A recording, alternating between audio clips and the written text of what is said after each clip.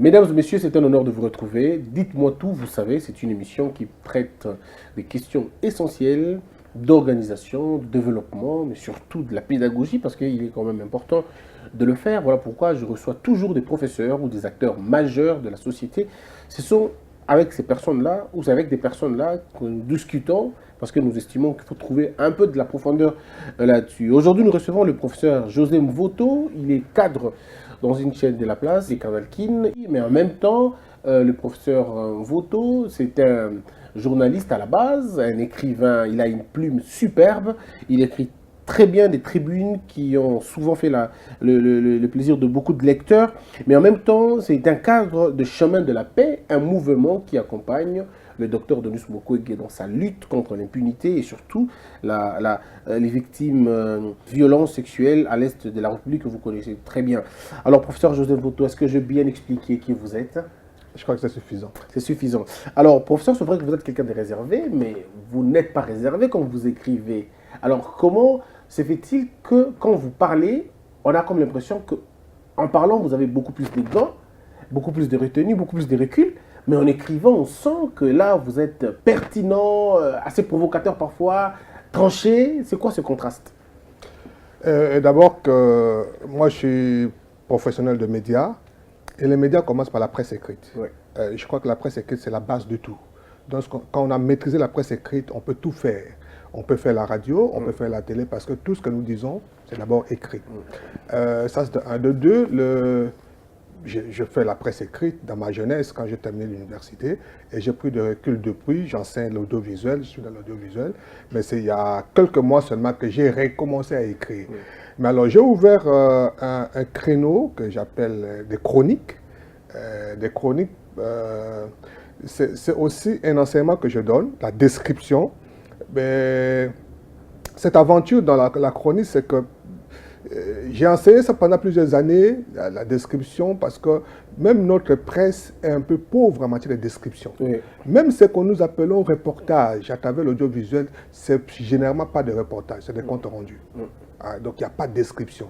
Et je peux vous donner une indication. Lorsque notre aîné, professeur Kinké, les soft, lorsqu'il écrit, vous sentez la description.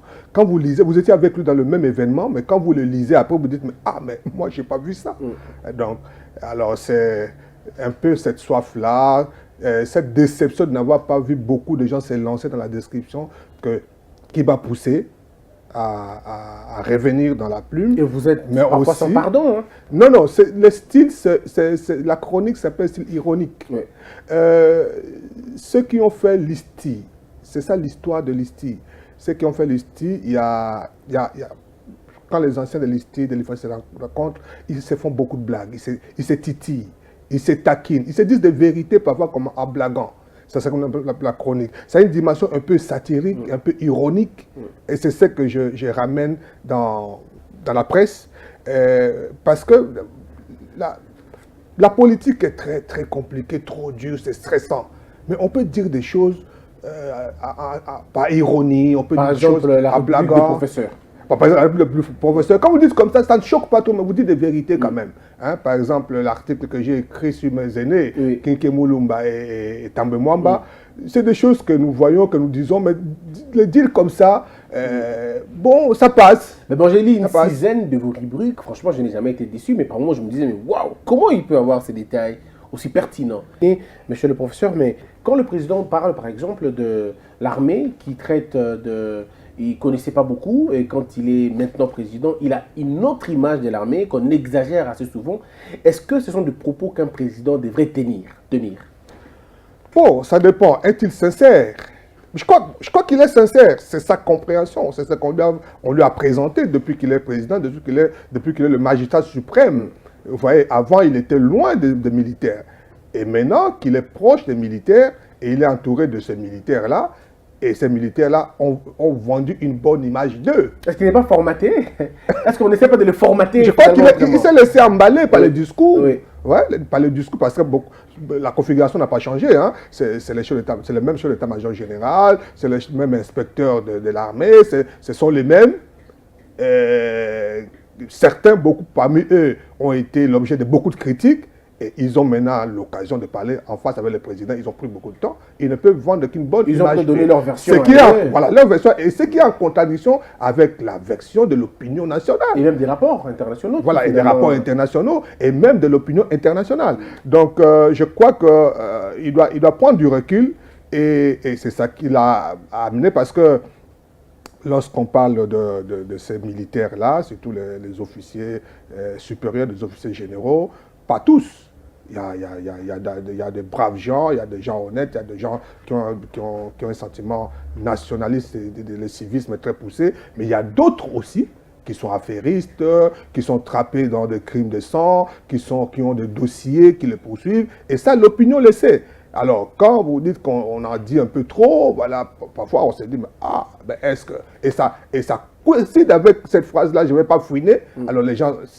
Pour des questions. Est-ce qu'en tant que président, ne devrait-il pas protéger l'armée au lieu de finalement vilipender l'armée congolaise dont qu'il est censé protéger d'ailleurs? Regardez. Oui, mais il faut savoir nuancer les choses. Ouais. Il doit en même temps défendre l'armée. L'armée, ce n'est pas les personnes. Oui. Défendre l'armée, l'image de l'armée, mais aussi rappeler que pour défendre justement cette armée, pour redorer l'image de cette armée, l'armée, c'est la discipline. Oui. L'armée, c'est la discipline. Il faut sévir. Alors, voilà. Monsieur le professeur, nous allons tout de suite parler déjà du docteur Denis Mukwege, parce qu'il faut le dire, c'est parmi ceux qui se sont battus au Congo contre la mauvaise gouvernance, pas contre Kabila, mais contre la mauvaise gouvernance, le mauvais système à l'époque, avec autant de conférences, avec ce qu'il faisait. Mais nous nous sommes rendus compte qu'à un moment donné, le docteur Mukwege avait des positions assez tranchées, qu'il y a eu d'abord de fraude électorale, il y a eu fraude électorale, il y a eu des problèmes, que M. Kabila avait tout le contrôle, que Félix Tshisekedi était une sorte de petite marionnette peut-être, et qu'il a même proposé une sorte de cohabitation, et pas la coalition. Mais qu'est-ce qui s'est passé vraiment pour que Dr Mukwege se sente dans la position de coopérer avec l'allié d'un, je dirais, celui qui a instauré une dictature au pays? Qu'est-ce qui a changé? Quels sont les éléments qui ont changé dans la donne? Non. Dr Mukwege n'a pas changé de discours. Il y a eu deux temps. Il faut d'abord considérer avant les élections. Et l'après. Et après les élections. D'accord.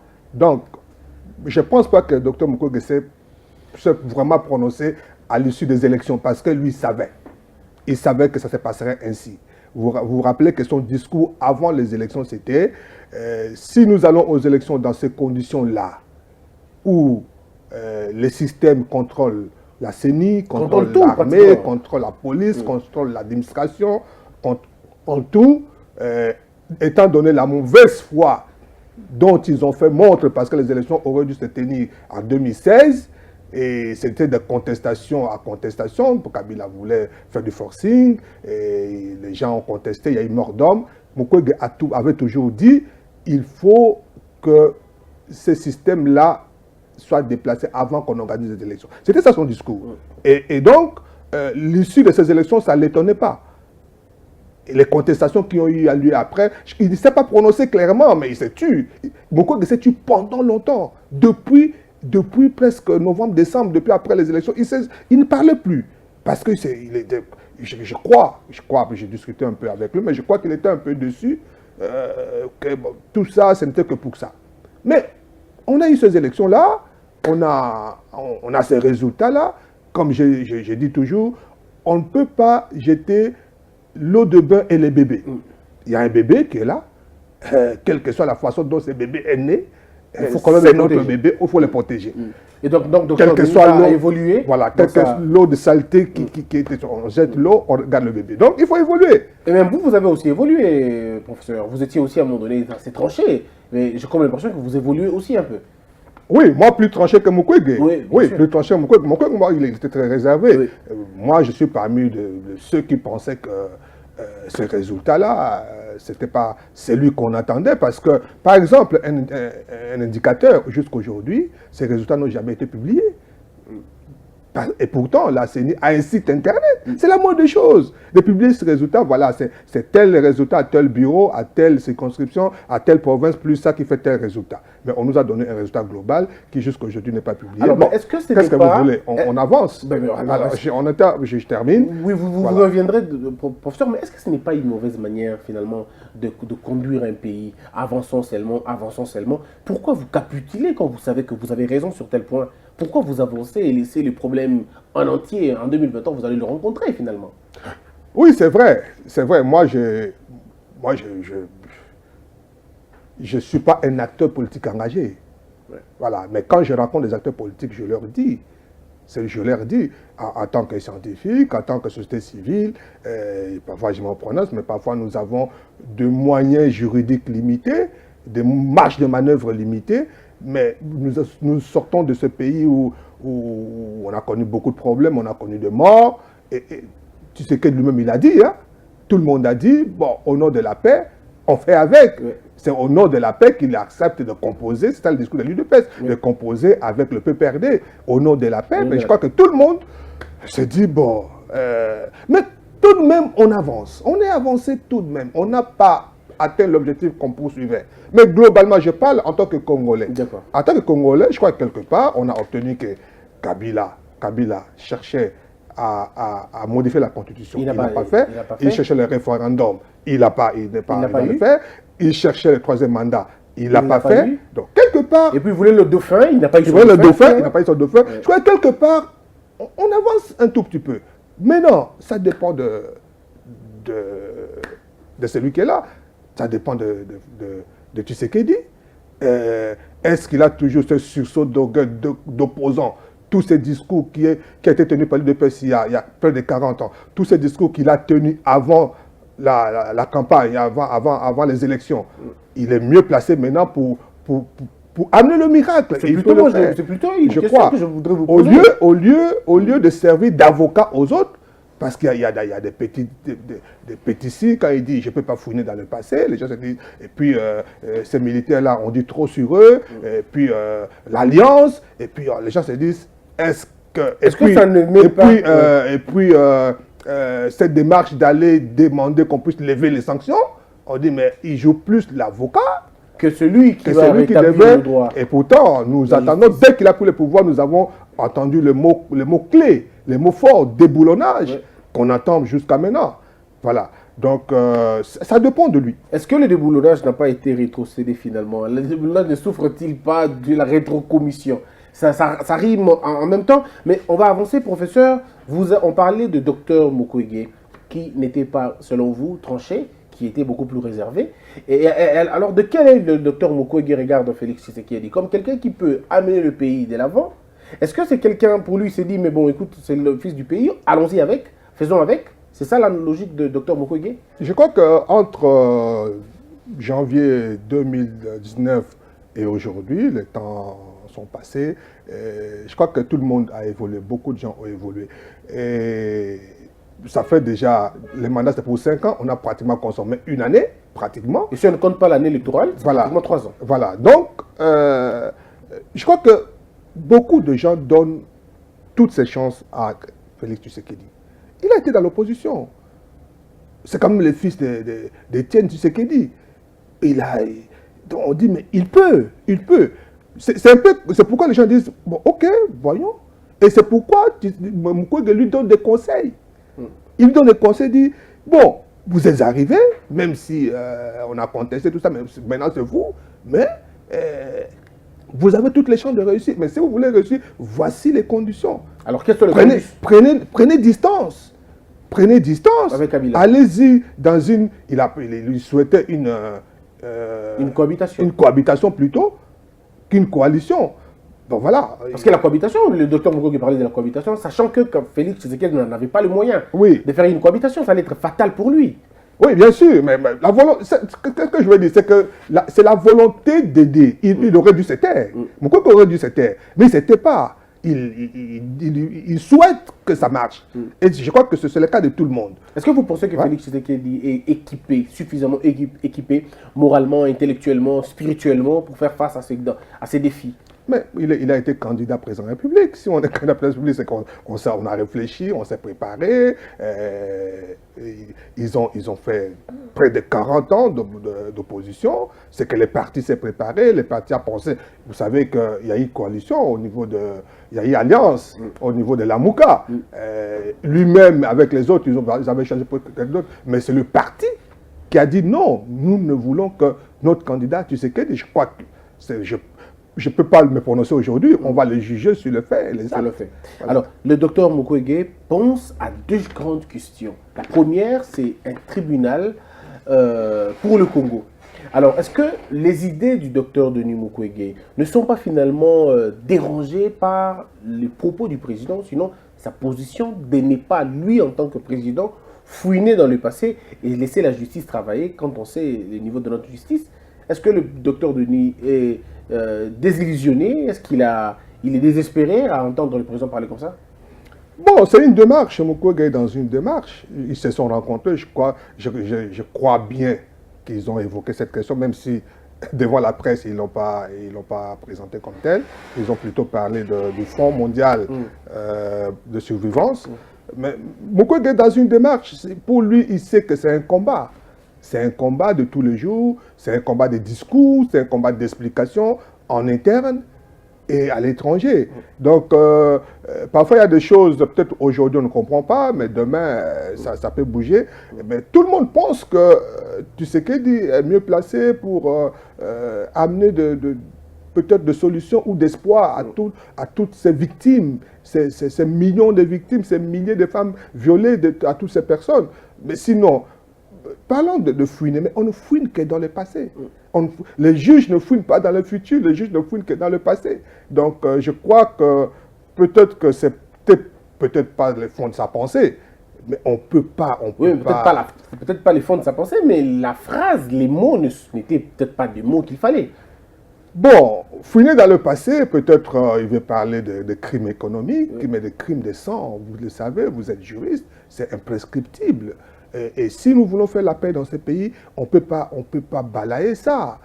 Vous imaginez, les contextes, c'est quoi? C'est qu'aujourd'hui, dans ce pays, par exemple à l'Est, les victimes connaissent leur bourreau, hein, beaucoup connaissent leur bourreau. Exactement. Et soit directement le bourreau, soit c'est les commandants des hommes qui ont posé l'acte. Et ces commandants-là, il est resté dans la région. Et un autre problème, c'est ça, c'est que beaucoup de ceux qui ont opéré dans ces régions-là, ils sont toujours là. Et malheureusement, les victimes connaissent les bourreaux, mais l'État ne connaît pas les bourreaux. Voilà, l'État ne connaît pas les bourreaux, et les victimes, et c'est ça la position du docteur Mukwege. Vous savez, il y a des rapports chaque année dans ces pays, par les Nations Unies. Les Nations Unies publient des rapports régulièrement. Mukwege, de par sa position, où les victimes viennent le voir, c'est depuis plusieurs années, près de 20 ans, qu'il enregistre. C'est l'hôpital. La première des choses, lorsque vous venez, c'est votre nom, votre adresse, on vous identifie, et votre cas. Tout ça, c'est documenté, et il est mieux placé pour savoir.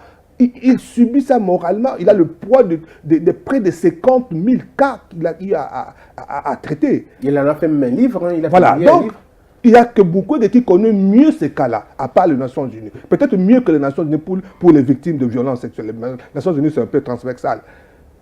C'est que l'État ne fait pas. Vous êtes journaliste, vous n'êtes pas au courant des rapports que le gouvernement congolais, malgré les structures d'accompagnement, comme les conseillers en matière de violence sexuelle ou ceci, cela, ou même le ministère des droits humains, il n'y a pas de rapport devant la presse chaque année, ou des rapports publiés, documentés chaque année sur les cas de violation des droits de l'homme. Mais je n'en connais pas. Qu'est-ce que vous répondez à ceux qui pensent que le docteur Denis est un pion des Occidentaux, c'est un bras séculier des impérialistes, et qu'il a profité de cette histoire pour se taper un nom à l'international? Il a gonflé les chiffres. Ce n'était pas vrai, tout ce qu'il disait. Voilà pourquoi l'administration passée ne lui donnait pas tout le crédit qu'il fallait. Vous savez, lorsque nous parlons de ces choses, nous devons réaliser qu'il s'agit de vie des gens. Et en parler avec autant de légèreté, c'est manquer même l'humanité pour ces gens. Manquer l'humanité. Malheureusement, nous, les journalistes congolais, on n'a peut-être pas assez de moyens, peut-être pas assez de volonté pour documenter ce qui se passe dans l'Est. Vous savez que dans ces régions-là, il y a des gens qui ont vu leurs femmes violées dans leur présence. Il y a des gens qu'on a enterrés vivants. Il y a des enfants qu'on a violés. Il y a des enfants qui ont vu leurs parents violés. Il y a des parents qui ont vu les enfants. On appelle tous les villages et on assiste au viol. Et lorsqu'on en parle comme ça, c'est manquer du cœur. J'ai entendu encore ce discours de Mme Janine Mabunda, qui était hier conseillère en cette matière, aujourd'hui président de l'Assemblée, qui continue à faire croire qu'on exagère, on a fait un fonds de commerce. Mais allez à Panzi, allez visiter ces gens, allez parler avec eux. C'est pas des chimères, c'est pas des Mais pourquoi le docteur Mukwege n'associe pas la presse nationale pour essayer de voir ces choses, pour qu'on essaie de relayer les informations? Pourquoi, quand il doit parler, c'est la presse internationale qui lui donne le crédit? Non, c'est faux. Le plateau pour en parler. C'est faux. Vous êtes déjà allé à Panzi, on vous a interdit de filmer, de parler, de on n'a jamais reçu une invitation non plus. Hein. Non, mais est-ce qu'il faut une invitation? Ceux qui viennent à Panzi, on ne les invite pas. Le monde entier vient à Panzi, on ne les invite pas. Qu'est-ce que Mukwege a vécu? En fait, c'est une ironie de l'histoire, permettez que je le dise ici. Mukwege, un jeune médecin à l'Emera. Vous savez, l'Emera, c'est quoi? C'est la première attaque de l'AFDEL. Exactement. Donc, lorsqu'on parle de l'AFDEL, lorsqu'on parle de l'Emera, l'Emera, c'est un hôpital, c'est une localité. Et c'est là où Mukwege travaillait. Donc, la vie de Mukwege, son histoire est liée à la guerre au Congo. Et c'est quand l'AFDEL attaque un hôpital, ils balancent les malades par terre, ils pillent l'hôpital, ils prennent de matelas de malades, ils prennent le véhicule de l'hôpital. C'est comme ça que l'AFDEL a commencé. Et Mukwege fouille. Il s'exile et puis finalement, longtemps après, il revient. Il ne peut plus travailler à l'Emera. C'est pourquoi il se délocalise à Panzi, à Bukavu, dans la périphérie de Bukavu. Et c'est là où il commence à travailler. Et il remarque lui, il travaille normalement. Mais il remarque que de plus en plus, il y a des cas de viol. Il croyait que c'est des cas isolés. Et il se rend compte que la guerre s'est stabilisée, l'AFDEL à Kinshasa, mais les viols continuent. C'est ainsi qu'à un moment, il est excédé, et il a jeté le bistouri. Il a commencé à parler. Il a commencé à parler à Bukavu. Et comme le contexte ne s'y prêtait pas, il a commencé à voyager, il a rencontré des gens qui avaient subi le même cas à l'étranger, aux États-Unis, des femmes qui ont été violées, les causes étant les mêmes, se sont rencontrées, et ces femmes, ces associations-là, l'ont amené pour qu'ils puissent porter ces discours. Avec les financements étrangers, on va le dire. Mais alors, c'est des ONG. C'est parce qu'on avait fermé les portes ici au Congo, personne ne voulait financer ces recherches, son boulot. On parle de financement, je vous parle des ONG, des victimes de viols, qui pensent que nous partageons la même douleur que ceux qui sont à Panzi, qu'on soit blanc, qu'on soit noir, c'est la même cause. Ce sont eux qui ont aidé Mukwege à porter cette cause plus loin. Et à partir de quand la diversité... Mais c'est pas une affaire d'argent. Mais à partir de quand il y a une diversité entre lui et Kabila? Disons, lui et le système de Kabila. Pourquoi n'étaient-ils pas ensemble? Pourquoi il n'a jamais été reçu par le président Kabila à l'époque? Mais quand je vous dis que la genèse de cette affaire, c'est l'AFDEL, vous voyez le rapport de cause à effet. Et donc directement, c'était pris comme ça, même jusqu'à quand on est primé, quand on a un prix Nobel de la paix, on ne vient pas, on ne nous remercie pas.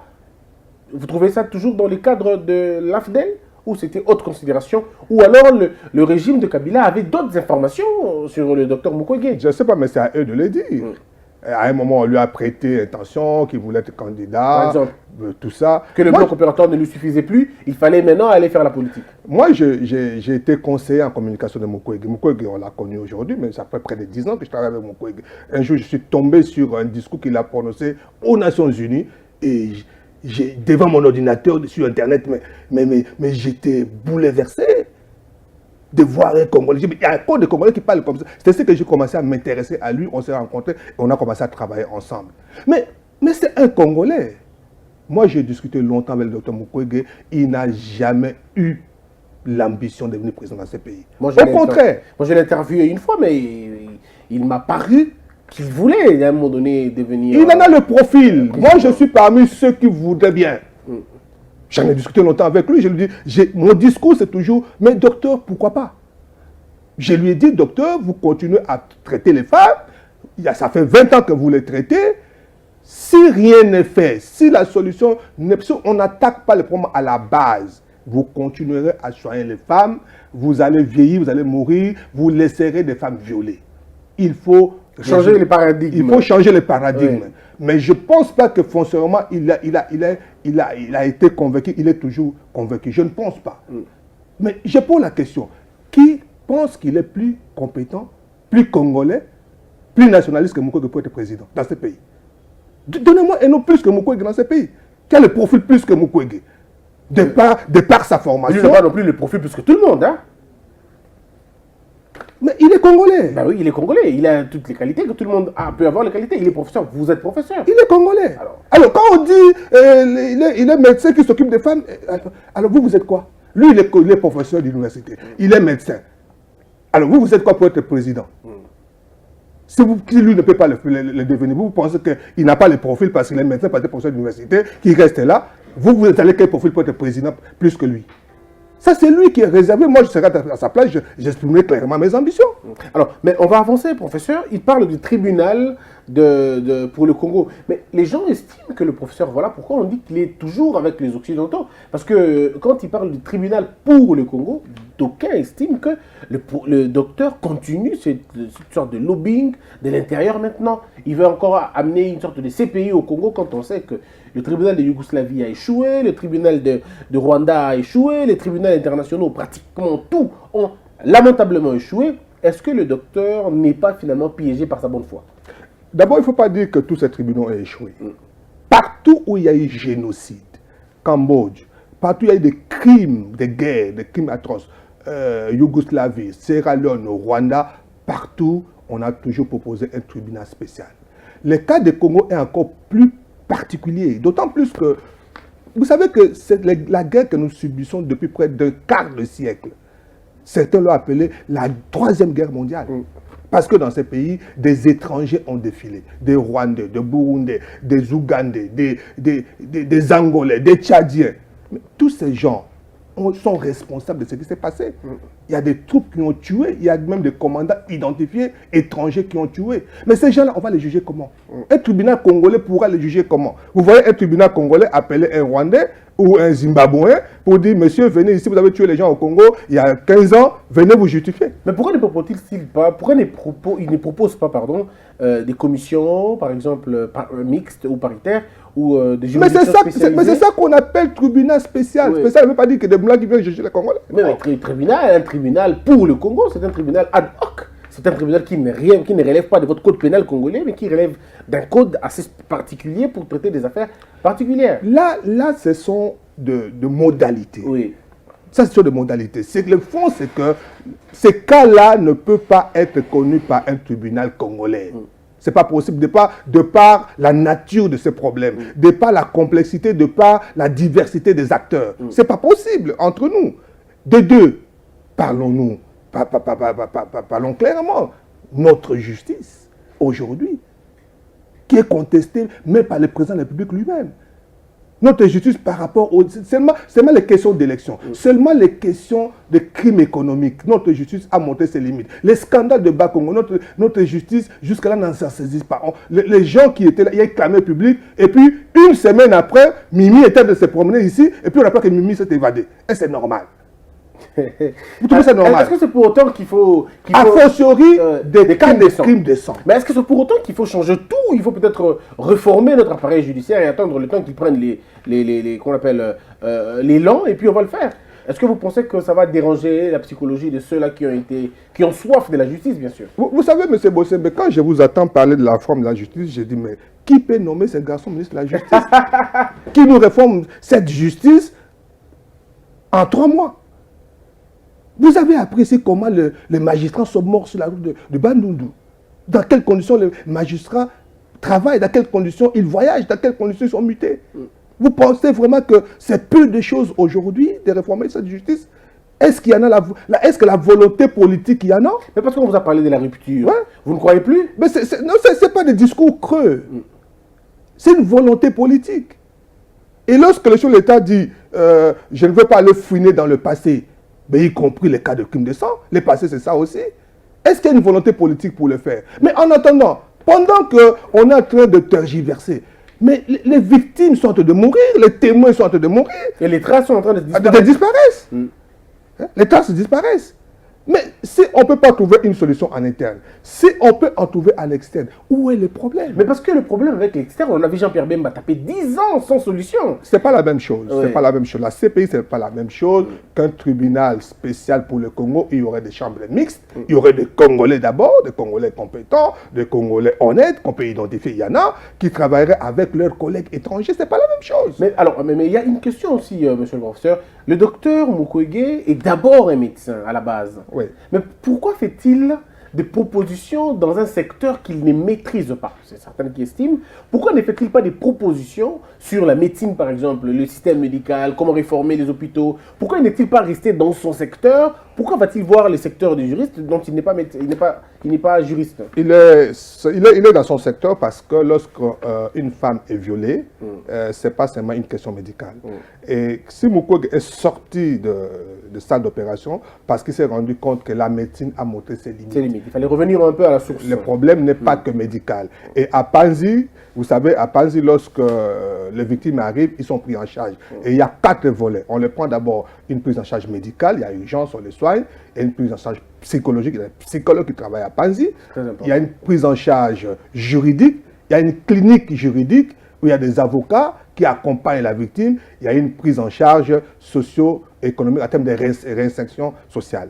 Donc, ce qui fait que il soigne, il a des médecins étrangers, congolais, qui l'aident à faire ce travail-là parce qu'il y a de plus en plus de victimes. Et puis après, il y a des psychologues qui prennent les victimes en charge. Et c'est dans ce 3e volet juridique qu'il fait tous les jours, ce n'est pas aujourd'hui, qu'il pense comment ces victimes-là peuvent rentrer dans leurs droits. Vous savez, c'est quel soulagement une victime peut savoir que son bourreau a été arrêté, puni, ou que son bourreau a reconnu et a demandé pardon. C'est un soulagement. Alors, et puis, la prise en charge socio-économique, c'est là où il a rencontré l'État pour parler du Fonds mondial pour la survivance. Parlez-nous de ce fonds. De quoi sera-t-il constitué? Est-ce que les fonds viendront du Congo? Est-ce que les fonds viendront des étrangers, disons des ONG? Est-ce que les fonds viendront d'une sorte de collecte nationale? Comment va-t-il faire pour s'y prendre? Oui, quand on a parlé de Fonds mondial de survivance, c'est surtout que beaucoup de Congolais, les gens ont cru que c'est une affaire du Congo. Non. Oui. Ce n'est pas seulement une affaire du Congo. C'est un fonds mondial. Voyez-vous, donc Mukwege est dans ces réseaux-là, il y a beaucoup d'ONG, il y a des prix Nobel, des échanges à ce niveau-là. Et il a été décidé de créer un fonds mondial à travers le monde pour venir en assistance à toutes les victimes qui sont à travers le monde.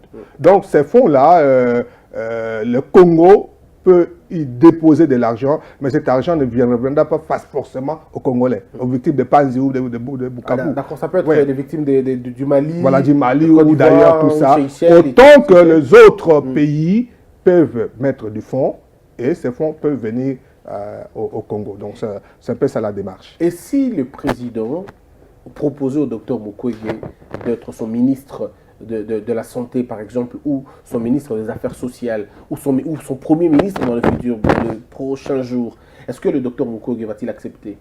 Ben, ça dépend de lui, je peux me prononcer à sa place, mais si j'étais son conseiller, si je suis encore son conseiller, je l'encouragerai pas sur cette voie-là. Pourquoi? Parce que je crois qu'il peut plus se rendre service au Congo que ça. Vous savez... Mais c'est la décision, il aura la décision cette fois-ci. Il ne sera plus quelqu'un qui propose, il sera quelqu'un qui prendra des décisions au quotidien. Mais ramener Mukwege, ministre de la Santé, mais c'est l'étouffer. Mukwege est prix Nobel de la paix. Mais un prix Nobel sur le plan de statut, sur le plan de notoriété. Oui, mais qui n'a pas de décision du terrain tous les jours. Mais on va continuer à tuer les gens alors que vous êtes prix Nobel. Quand vous pouvez arrêter la vie, cette criminalité par des signatures, par des décisions. Non, ce n'est pas une signature qui arrête la guerre, ce n'est pas une signature. Mais ce sont des positions qu'on prend, des décisions qu'on prend. Oui, mais pour arrêter la guerre, Mukwege aurait quel statut pour arrêter la guerre? Non, je parle de tout ce qui se passe à l'est du pays. Oui, s'il est dans le gouvernement congolais, il va arrêter la guerre comment? En tant que ministre. Au contraire, s'il est au-delà du gouvernement, peut-être un ambassadeur plénipotentiaire, avec le mandat du président pour faire le tour du monde. Vous savez, nous Congolais, on ne perçoit pas les choses. On est tellement confinés, on voit tout de suite. Mais Mukwege, c'est un potentiel pour le Congo que le Congo n'exploite pas.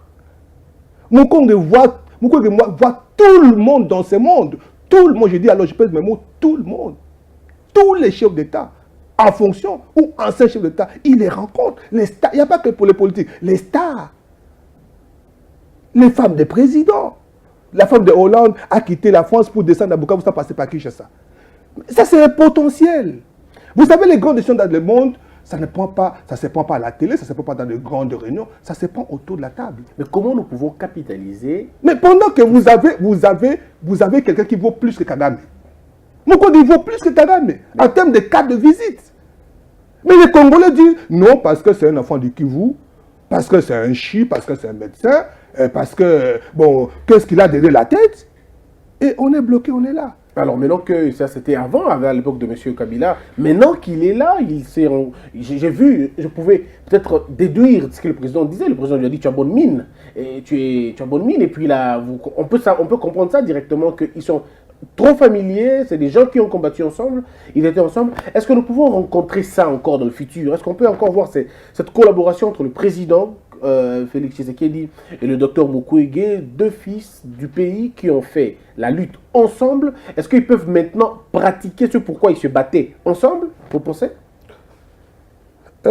Pratiquer ce qui se battait, Mukwege n'était pas un opposant politique. Mukwege, c'est un activiste des droits de l'homme, c'est la société civile. Oui, mais il a combattu longtemps le régime de Kabila, surtout la médiocrité. Et moi, j'ai participé plusieurs fois. Il a combattu la médiocrité. Oui, voilà. Pas le régime de Kabila comme tel, mais la médiocrité. Il a combattu pour la paix. Pour la paix. Voilà. Et c'est pourquoi il est devenu prix Nobel de la paix. Exactement. Voilà. Tu vois, parfois, l'Occident voit les choses autrement que nous. Voilà. Tous les efforts qu'il faisait, l'Occident peut percevoir que ce type-là, il lutte pour la paix. Nous, on n'a pas vu ça. Les Congolais n'ont pas vu ça. Ils ont vu une carte politique. Voilà, ils n'ont vu qu'un danger potentiel pour prendre le pouvoir. Alors que les autres voient en lui quelqu'un, oh mais c'est extraordinaire, quelqu'un qui soit les femmes, tout ça, qui se bat. Vous savez, ce type-là, autant qu'il a un aura, vous arrivez à Panzi, vous êtes étonné. Il vit aussi modestement, dont vous n'en avez pas d'idée.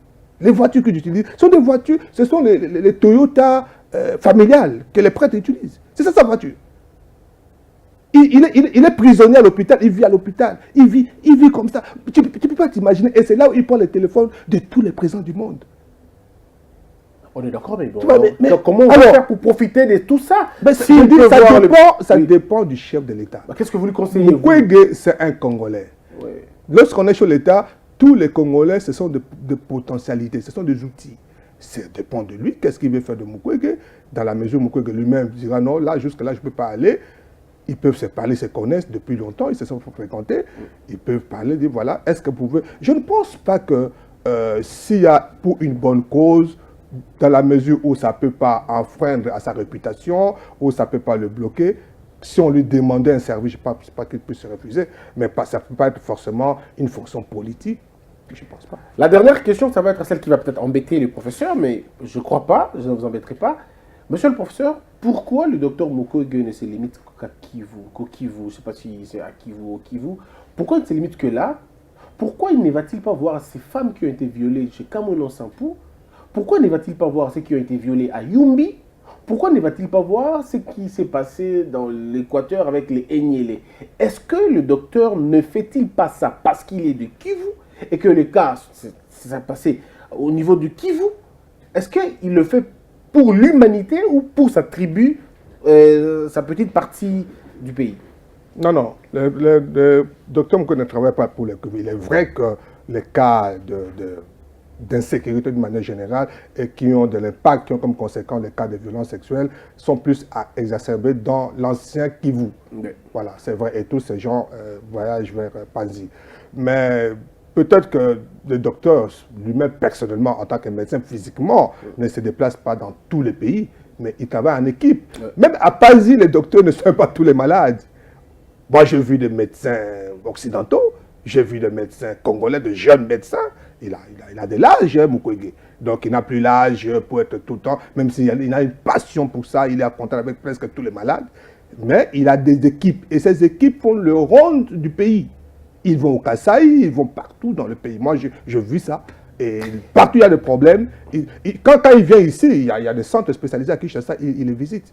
Très bien. Voilà. Mesdames et Notamment, messieurs, je crois que c'est à Saint-Dominique qu'ils Ouais. visitent ces centres-là. Mesdames et messieurs, c'en est fini. Vous savez, dans un pays, quand on n'arrive pas à élever nos drapeaux blancs, c'est compliqué. Le docteur Mukwege est un cas exceptionnel pour la RDC. Moi, je salue son combat, je salue sa lutte, je salue ses positions. Et on est d'accord là-dessus. Alors, monsieur le professeur, cette émission a une rubrique, la dernière. C'est que vous allez être face à la caméra.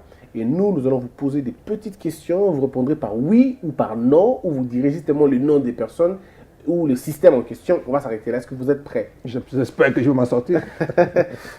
Monsieur le professeur, quel est le parti le plus dangereux au Congo? Le parti le plus dangereux au Congo. Mais vous m'embarrassez là. Le Bundiga Congo. D'accord. Quelle est la plateforme ou l'alliance politique la plus dangereuse, dangereuse au Congo? FCC Cash. Quelle est la personne la plus dangereuse dans ce pays qui bloque le développement ou qui bloquerait le développement directement ou indirectement? Joseph Kabila. Quel est le président, enfin disons, ça je donne déjà l'indice de la réponse, quelle est la personne qui a toutes les chances de gagner mais qui peut échouer par sa propre turpitude? Félix Tshisekedi. Est-ce que le gouvernement tel qu'il est composé peut-il gagner ou peut-il échouer? Ça doit être rectifié. Monsieur le professeur, merci beaucoup. Merci beaucoup. Mesdames et messieurs, c'était un grand plaisir de présenter cette émission. Je recevais le professeur Joseph Voto, DG des Canal Kin, une chaîne de Kinshasa ici, et puis professeur, comme je l'ai dit, de l'audiovisuel et éditeur. Il fait des chroniques, vous avez certainement suivi. Et donc, si vous avez aimé, bien, vous êtes le prochain invité, venez. Ça sera un grand honneur. Que la peur quitte nos esprits et que Dieu bénisse la RDC.